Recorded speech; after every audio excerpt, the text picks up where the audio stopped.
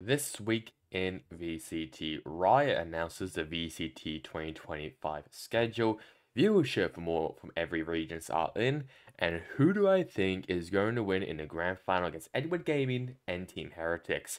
But before getting into all that, let's first talk about one rumor which is circling around in for Tier 1, that being BBL Lewin. I'm not too sure how he pronounced his name, but he's basically a young up-and-coming player in the Turkish scene. Obviously, this is another rumor from Kakas Falakas. I don't know how you say his Twitter handle, but it's basically from him again. He's the same person who said about Keshner X going to Navi as well, and is he going to BBL? I think I mentioned a couple episodes before, but this is also obviously another new one.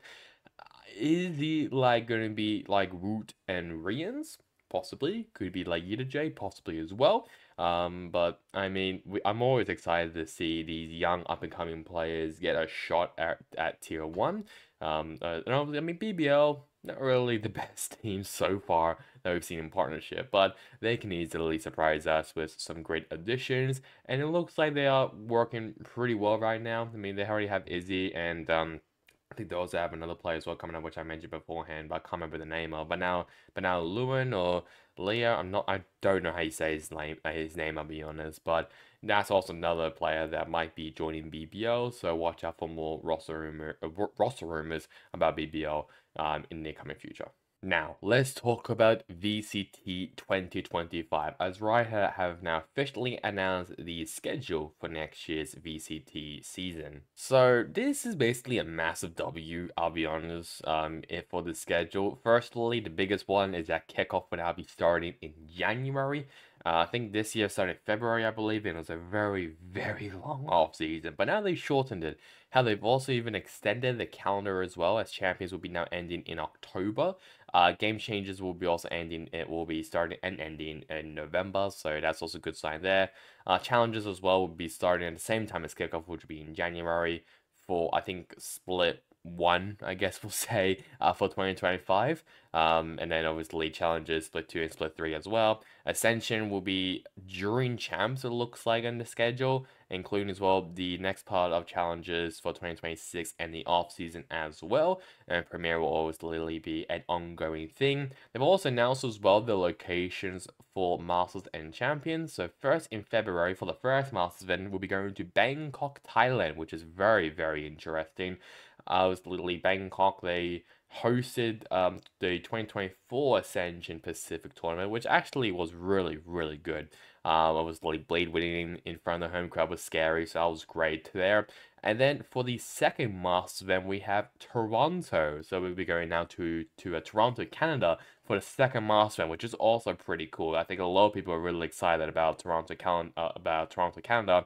Obviously having their first Masters event. But the biggest one is Champions, and that would be going to Paris, France, which is great. I mean, it would be amazing if Carmine Core is there. That would be, my God, that would be something. But those three so yeah, so those are your three locations for Masters and Champions. We also know as well that 2026 will be at China, while 2027 will be somewhere in the Americas. We don't know if it's going to be either in North America or South America. We don't know where, but all we know is that it will be in the Americas.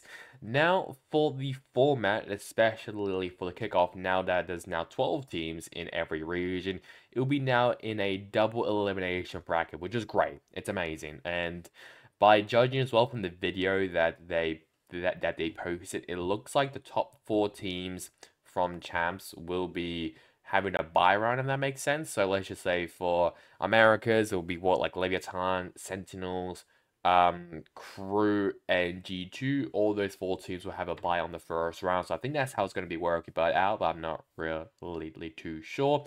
Obviously, and the top 2 teams from each tournament will qualify to Masters Bangkok. Then the regular season stage points will then expand to 8 teams, compared to the 6 from 2024, which is pretty nice. So now there'll be 8 teams competing for a spot in Masters Toronto, and it'll be the top 3 teams going to Masters Toronto. Now the biggest one actually is now so this year the points. So the championship points, or I should say the records from stage 1 carried over to stage 2. That's not happening anymore. So it'll basically now be a fresh new canvas as stage 2 starts. So there'll be no weird moments of when Furia and MIBR basically 0 and 5 entering stage 2, and they will basically mathematically eliminated from champs, which no one really wants. So now it's gonna be a fresh canvas at the start of stage 2. 8 teams will advance to the playoffs as well, and the top teams qualify directly to Champions 2025. Now, in the video, they did mention that the top 2 teams from each region will qualify the champs, and then the second highest teams to have championship points will also qualify the champs. So I'm not too sure if that's going to be a thing. I think it might be, but Riot will confirm further details on their point system at a later date. Not too sure if it's going to be like, I guess, kind of similar like to what we have, but now in Masters events, it'll be what, 3 points for first place, 2 points for second, and 1 point for third. That'll be pretty sick. I will like that, but I'm not too sure. Riot will also update the classic skins as well for team bundles, as well as release a new capsule similar to lock-in skins from 2023, which is a bit of a dud, I'll be honest. That's maybe the only L in this little article here, but all in all, I think it's a great sign for Valorant esports as a whole with this new schedule change. A lot of people are liking this as well. Bigger breaks as well between massive events for teams and players to rest up, which is great, and a longer season as well, which is also amazing as well. So a massive W in my books for Valorant 2025. Next, we'll talk about now basically the viewership across all of the 4 regions in the 2024 season, and is looking very, very good. For Americas, there was a 53% increase from last year. That had been 810,000 peak concurrent viewers. EMEA had a 41% increase. That had been now 409,000 peak concurrent viewers. Pacific had 481,000 peak viewers, which is basically 24% of an increase, while China had the biggest amount of viewers out of anyone, that being 1,880,000. That is crazy. And it shows that China, it also shows well that Valorant is very, very relevant in China. I mean, if they are putting up 1 million viewers, concurrent peak viewers in China in their first year, it really shows how popular Valorant is over there.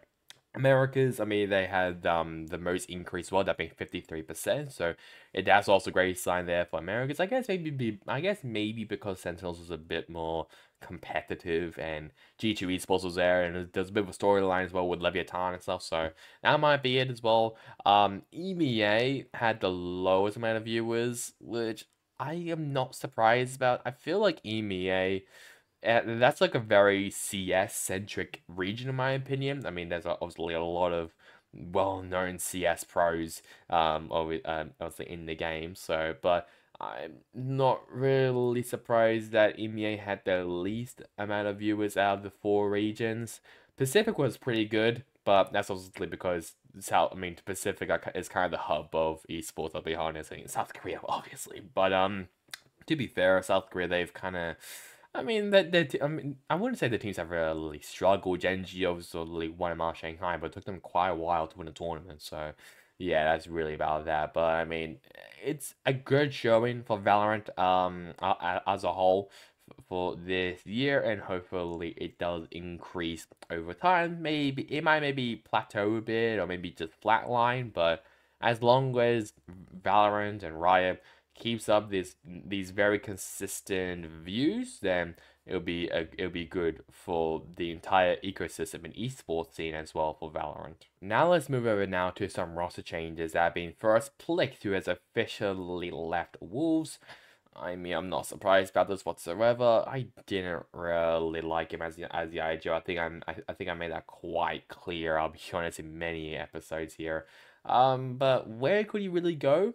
I'm not too sure, I'll be honest. I don't know what, like, I mean, some of the contracts are interesting to say the least over in China, which I will be talking about after Champions have ended. So I will be talking about contracts and stuff, but I'm not too sure where Plex could really go. I think my best option for Plex is maybe to go to split to Oceania, or he could maybe stay in China somewhere. Maybe he might even stay in China for tier 2 maybe, but the tier 2 scene in China is a bit rocky, because no one really knows a lot about the Chinese teams coming up in Tier 2, so that's a bit of a problem there. But I mean, Blix could easily go down there and obviously rebuild his career. So do hope that Blix does find a new home. Next up, the entire global esports roster are now restricted free agents. And they've also put up a Twitter post as well, where basically, you know, just open tryouts and stuff, which kind of stirred some stuff on Twitter for some reason. I don't know why. It's so I generally have no idea why that created such a massive stir. But either way, this is a great change. I mean, I'm sorry, but this global esports roster was shocking. There were some good moments from this team as well, though I'll say. But I mean, as a whole, for this team, it was just not good. I mean, Lightning Fast, sorry, not Lightning Fast, Blaze King has some good moments, though, and Polvy as well, who is maybe their best player in Global, but, I mean, it doesn't change the fact that their season was horrendous. It wasn't as bad as Bleed, especially. DFM was alright, because we kind of didn't really expect too much from them, but my god, Global, I mean, I did not expect a lot from Global as well, but, I mean, they were kind of poo, to be fair. But, hopefully they do find some new players, and with the rumor as well, I think Techno might be joining Global. That'll be a good fresh start for this team, but we'll see what they decide to cook up. And the final one is NDG, who has officially left Team Secret. And part of me feels really, really bad for him because, I mean, this is his first year with Team Secret and he's already got cut. I mean, yes, 2GE and Wild Oreo kind of surprised us. I mean, definitely surprised me. I was not expecting 2GE to perform that well. But I do feel bad for NDG because he had some really good moments throughout this year, especially in kickoff in Stage 1. But I mean, yes, maybe his performance kind of dipped, I'll be honest, which might maybe be the issue, but I still feel really bad, really, really bad for him because I mean, he's a great player, but I guess he might maybe go back down to Tier 2 Philippines and could he maybe join Nous Esports again, or maybe Oasis Gaming or Esports possibly? I'm not too sure, but I do feel really bad for NDG just because it was his first year in Tier 1. He had some good moments. He was very, very, very consistent at the start of the year, but then he kind of dwindled and he became very inconsistent. So that might maybe be you know might maybe play a part of him being kicked off, but obviously I'm not too sure. Let's now talk about champs. First off with Americas and Sentinels. They did play 2 games against Fnatic and Team Heretics. They won against Fnatic, but they were eliminated from champs by Team Heretics. Zekin was MVP. And yeah, I mean, it just wasn't meant to be, I'll be honest, for Sentinels. To be fair, they played very, very well.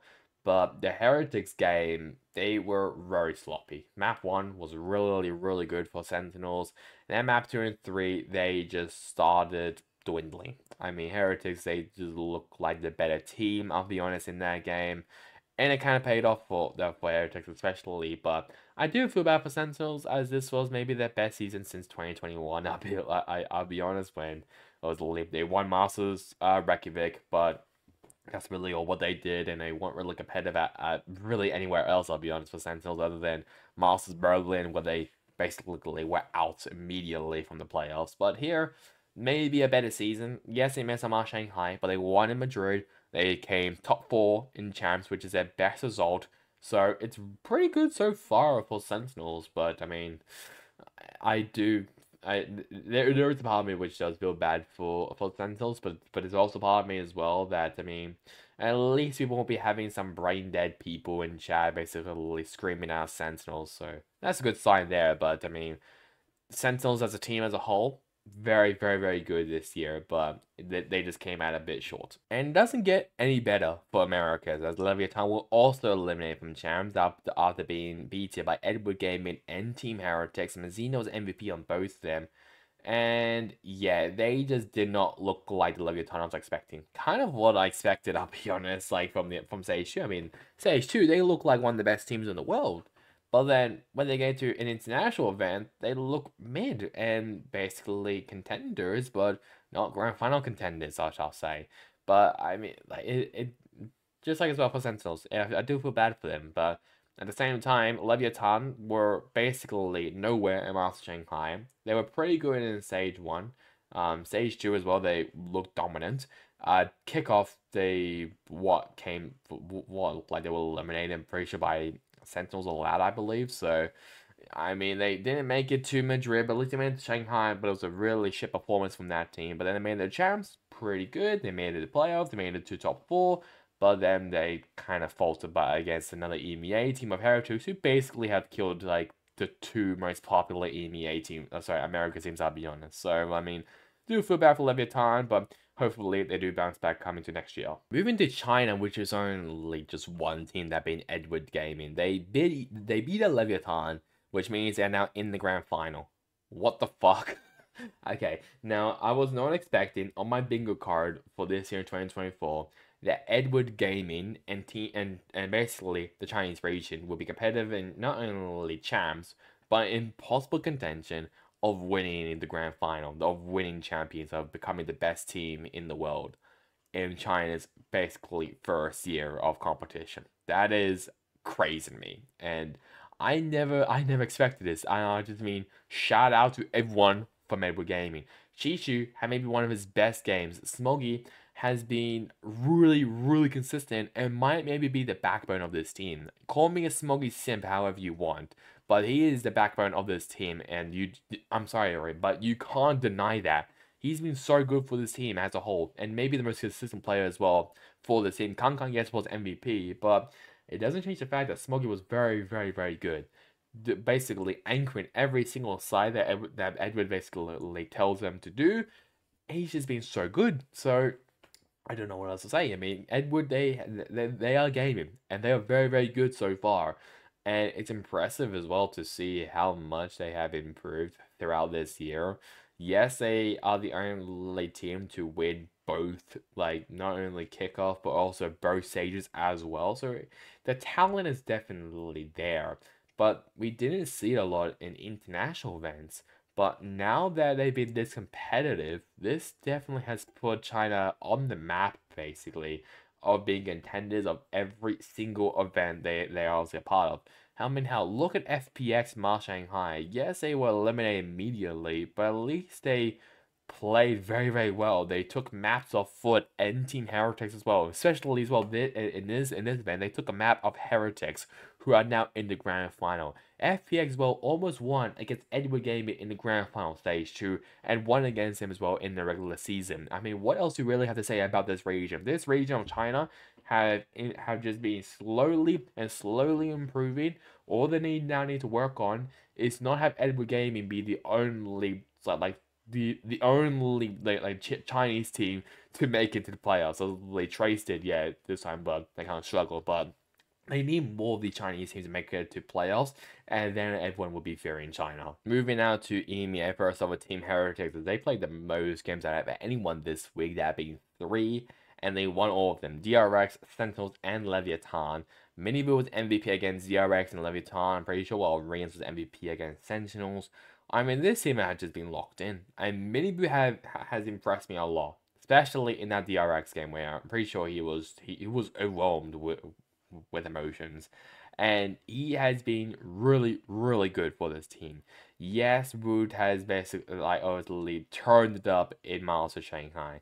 Yes, Boo he has been the backbone of this team. Yes, Benji Fishy has been the master lurker of this team as well. Rayans maybe one of the best sovers in this game.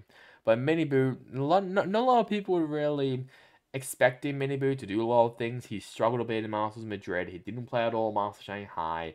And in Champs, he's kind of struggled, I'll be honest, in Champs. I mean, he's one of those young players where if he's playing well, he can lock in. But if he's playing really poorly, he beats himself over.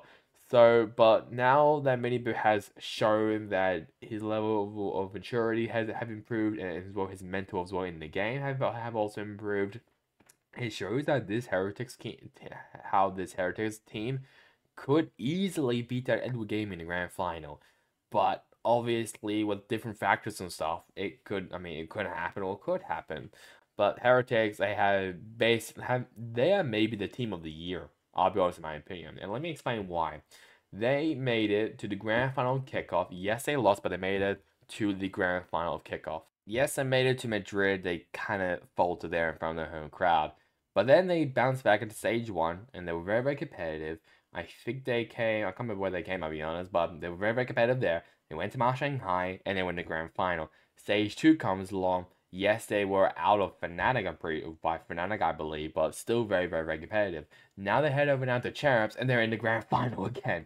So you see that they were either very, very competitive and actually in contention making it to the grand final, or they even made it to grand final itself. I mean, Madrid, let's just ignore that because that was obviously that was their struggle one.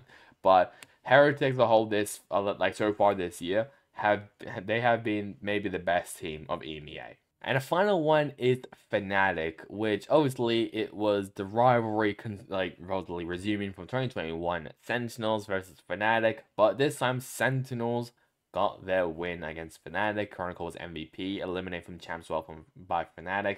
Yeah, it was I don't know. I mean, I'll say this: it was maybe the best game so far in Champs. It was really, really good, but it doesn't really show. It doesn't mean the fact that I don't know, because Fnatic is this weird team that I want them to make changes, but I know a lot of people are not gonna like me about it. I'll be honest. Like, I could easily say maybe Bosa should be gone, but obviously his contract has been obviously extended and stuff. But I don't know. I mean, there is maybe a possibility of what could they do with Leo in the lineup and not Hero, but to be fair, Hero, I think, played very, very well in Champs, and it was his first international event, and he played like he was a veteran, and it shows that, I mean, Hero definitely deserves to be in Tier 1, and even if it is still with Fnatic or not with Fnatic, it shows that he definitely deserves to be in Tier 1, but I mean,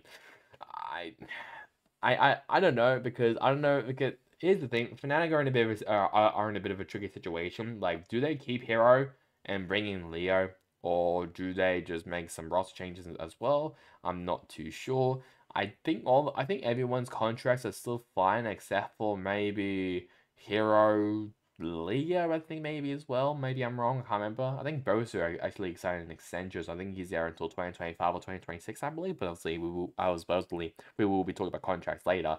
But I mean, it was a good showing there from Fnatic, but I think Sentinels, they turned it up against Fnatic especially. But I mean, look how they did it against Heretics. Not that good, no. But I mean, but yeah, for Fnatic, it was a good showing there from them, but it was pretty disappointing that they didn't even make it into the top 4. And for Pacific, it is just depressing for this region, and I can tell Kilios is just crying right now. But DRX, they were eliminated by Team Heretics from Champs in front of their home crowd. Yeah, not good. Mark was MVP, and I'll give Foxy Knight as well some credit. He was very, very good on map 1. But then I think the entirety of DRX kind of faltered. I mean, Bubs was kind of nowhere, I'll be honest. And Heretics, they kind of read DRX like a book. I mean, there were definitely as well some great moments from individual players, well, from Heretics that you could consider. But it was just not a good showing from DRX. And I don't know what to say. I don't know what to talk about for DRX, just because, I mean, they were the hometown crowd, favorites, I should say, as well. And every single time when they won around or got a kill, the entire arena would just go crazy. That obviously that didn't happen now, but I guess now that from people that I know are in the event, there is quite a lot of Team Heretics fans now, and I think the Korean fans are cheering for Team Heretics, but I'm not too sure how it's going to be now with Edward and Heretics in the grand final. But moving back now to DRX, this has been a struggling season for DRX. I mean, my God, has it been a season for them, missing out on both Madrid and Shanghai, but making it to Champs, going pretty deep in playoffs, but being faltered by Team Heretics at the very end, who's now in the grand final.